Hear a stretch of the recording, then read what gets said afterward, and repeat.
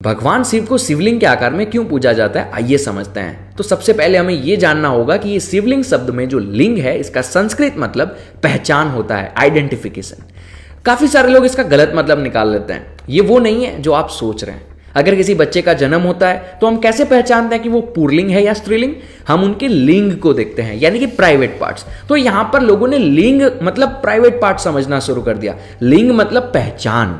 तो आइए अब हम ये जानते हैं कि भगवान शिव सगुण यानी कि रूप और निर्गुण यानी कि निराकार कैसे हैं। जब हम उन्हें शिवलिंग के आकार में पूजते हैं तो हम उनके निराकार रूप अर्थात निर्गुण को पूज रहे होते हैं। लेकिन अब अगर आप मंदिर में देखोगे शिवलिंग के नीचे एक बेस भी होता है। आइए अब समझते हैं कि शिवलिंग हमेशा इस प्रकार क्यों बनाए जाते हैं।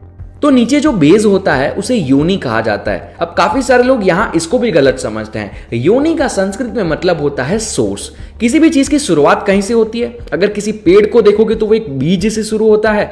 अगर किसी बच्चे को देखोगे तो वो छोटे से सेल से शुरू होता है। अगर इस पूरे ब्रह्मांड में चीजों को देखोगे तो वो छोटे छोटे परमाणु एटम से बनी है। सारी चीजों को एक सोर्स की जरूरत होती है जहां से चीजें शुरू होती है। तो इसी प्रकार शिवलिंग को भी एक बेस की जरूरत होती है जिसे शक्ति कहा जाता है और ये शक्ति फीमेल को रिप्रेजेंट करती है। भगवान शिव को भी अर्धनारी इसीलिए कहा जाता है क्योंकि वो शिव और शक्ति दोनों हैं। नमस्कारम।